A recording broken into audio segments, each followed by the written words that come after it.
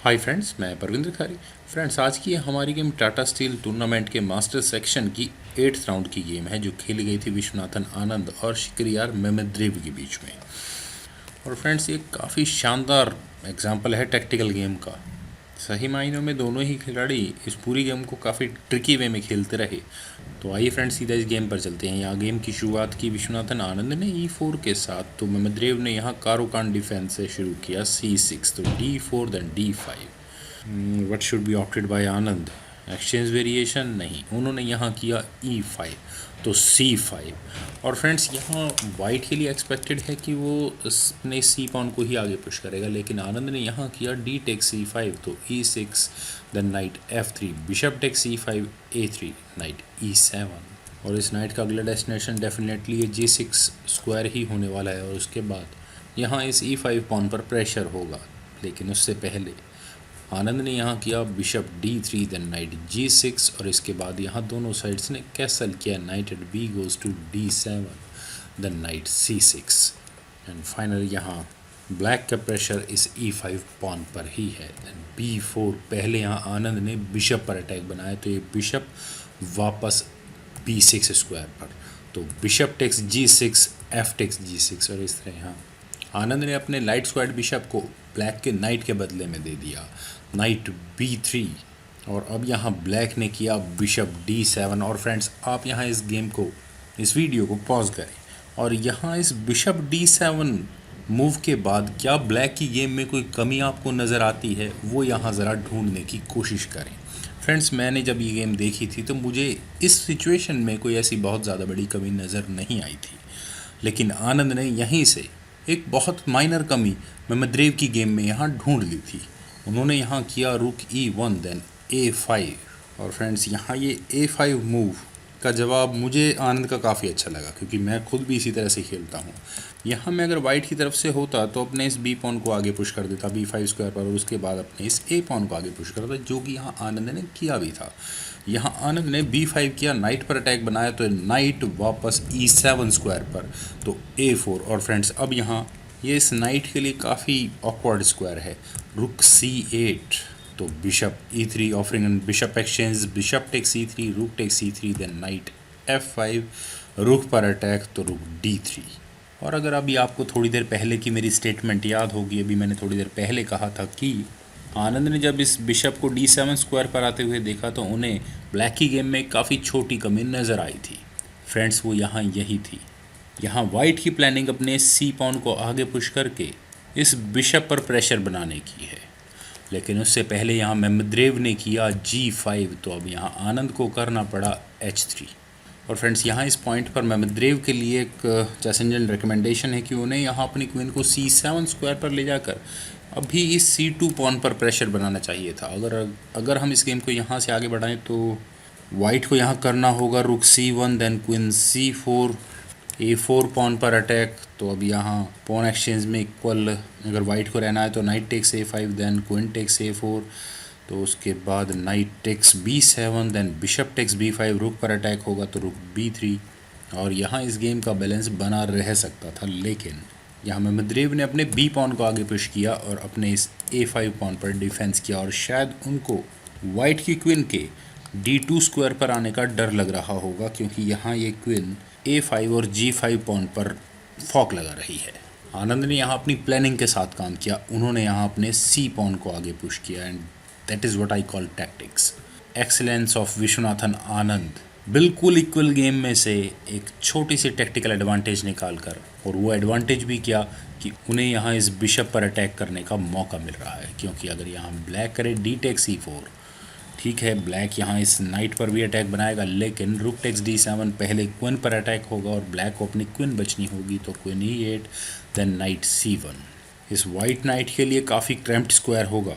यहाँ इस पोजीशन से नाइट कहीं और जा भी तो नहीं सकता था, तो इसीलिए यहाँ ये C4 पॉन से तो नहीं लिया जा सकता, तो मेमेद्रेव ने यहाँ किया रुक टेक्स C4। और इसके बाद यहाँ आनंद को मौका मिला ब्लैक के 2 पॉन्स जीतने का, उन्होंने यहाँ किया रुक टेक्स D5, क्योंकि अगर यहाँ ब्लैक करे E टेक्स D5 तो उसके बाद queen takes D5 check, then king H8, queen takes C4, और इस तरह यहाँ वाइट ब्लैक के 2 पॉन्स जीत सकता था। और ख़ासकर सेंटर के। तो ब्लैक ने यहाँ डिसाइड किया कि ठीक है, वो पॉन एक्सचेंज से ही संतुष्ट रहेगा। उन्होंने यहाँ अपने रुक को F7 स्क्वायर पर प्लेस किया और पहले इस बिशप पर डिफेंस किया, लेकिन आनंद ने बड़े ही स्मार्टली इस बिशप को D7 स्क्वायर पर ही लॉक कर रखा है।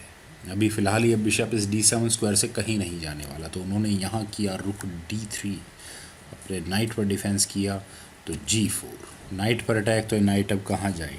आनंद ने अपने नाइट को D2 स्क्वायर पर प्लेस किया, रुक पर अटैक बनाया तो rook B4, then H takes G4, knight पर अटैक। तो मेमद्रेव ने अपने इस नाइट को E7 स्क्वायर पर प्लेस किया, नाइट F3।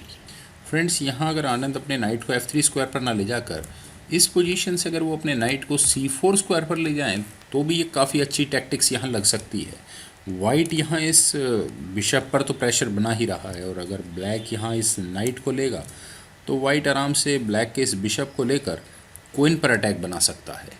और ब्लैक अगर अपनी क्वीन को हटेगा तो वो सिर्फ 8th रैंक में ही हट सकता है। तो इसका मतलब ब्लैक को यहाँ अपनी क्वीन ही गंवानी होगी। यहाँ ब्लैक को करना होता knight G6, then knight at B goes to D2। White यहाँ अपने नाइट्स को रीशफल कर सकता था।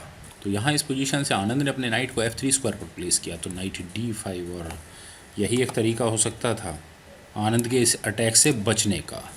लेकिन आनंद ने यहाँ किया knight at B goes to D4। और अब यहाँ ब्लैक क्या करे? ब्लैक ने यहाँ अपने रुक को F4 स्क्वायर पर प्लेस करके यहाँ क्या करने की कोशिश की है फ्रेंड्स? यहाँ ये रुक क्या एडवांटेज उठा सकता है? अभी मुझे कुछ खास यहाँ समझ में नहीं आता। यहाँ आनंद ने किया नाइट C2 और रुक पर अटैक बनाया, और यहाँ ब्लैक को अपने रुक को कहाँ बचाना चाहिए था?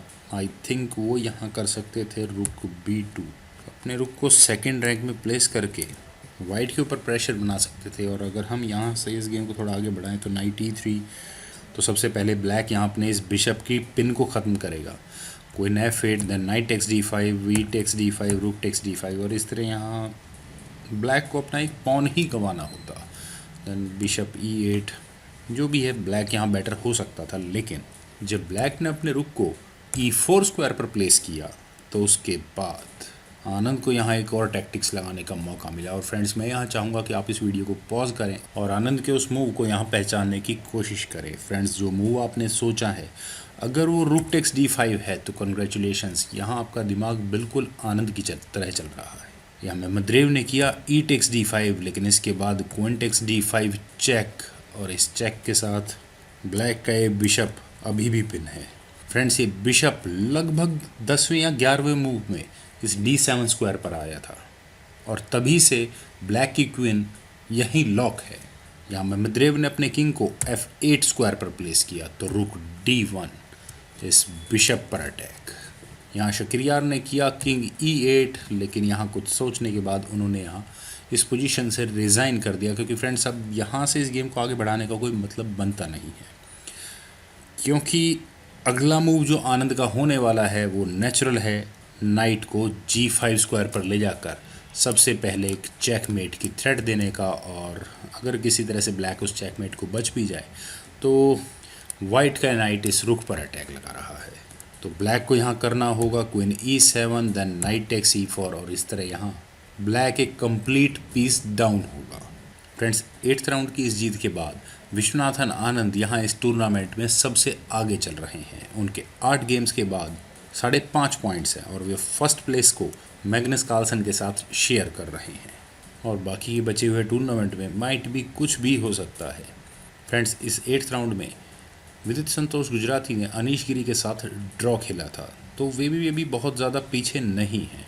होपफुली जो भी इस टूर्नामेंट में होगा वो अच्छा ही होगा, और उम्मीद है आपको ये वीडियो पसंद आई होगी। आप इस वीडियो को लाइक करें, शेयर करें, और मेरे इस यूट्यूब चैनल जैस गुरु को सब्सक्राइब करें, और आपके कमेंट्स का मुझे बेहद इंतजार रहेगा। Thank you for watching and bye for now.